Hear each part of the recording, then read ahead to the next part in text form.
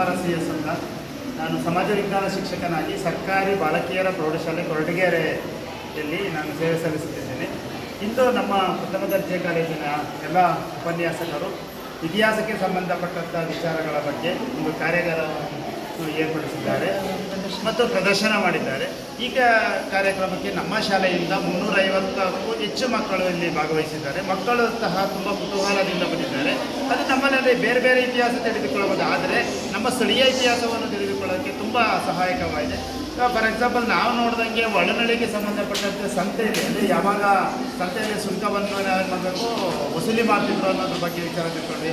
ನಮ್ಮ ಮೈಸೂರು ಒಡೆಯರ ಸಲ್ಲಿಸಿದಂಥ ಸೇವೆಗಳು, ಅವರ ಸಾಧನೆಗಳು ಮತ್ತು ನಮ್ಮ ತುಮಕೂರಿಗೆ ಅವರ ಕೊಡುಗೆಗಳೇನು ತುಂಬ ಮುಂತಾದ ವಿಚಾರಗಳನ್ನು ತಿಳಿದುಕೊಂಡಿದ್ದೇವೆ. ತುಂಬ ಎಲ್ಲ ವಿದ್ಯಾರ್ಥಿಗಳು ಸಹ ಖುಷಿಯನ್ನು ಪಟ್ಟಿದ್ದಾರೆ. ನಮಗೂ ಸಹ ತುಂಬ ಸಂತೋಷವಾಯಿತು. ನಾನೊಬ್ಬ ಇತಿಹಾಸ ಶಿಕ್ಷಕನಾಗಿ ನನಗೆ ತುಂಬ ಕುತೂಹಲ ಇತ್ತು.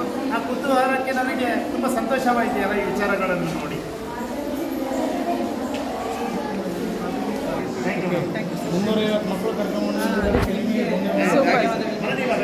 ನೀವೇನಾದ್ರು ಮಾತಾಡ್ತೀರಪ್ಪ? ಮಾತಾಡ್ತೀರಾ ಸರ್? ನಿಮ್ಮ ಸ್ಟೂಡೆಂಟ್ ಯಾರಾದರೂ ಮಾತಾಡ್ತಾರಾ? ಚೆನ್ನಾಗಿ ಮಾತಾಡೋ ವಿದ್ಯಾರ್ಥಿಗಳಿಗೆ ಮಾತಾಡ್ಸಿ. ಇನ್ನೊಬ್ಬರು ಮಾಸ್ಟರ್ ಅವ್ರೆ, ಸೀನಿಯರ್ ಅವರು. ನೀವೊಂಚೂರು ಮಾತಾಡಿ, ನಿಮ್ದು ರೆಕಾರ್ಡ್ ಮಾಡಿ.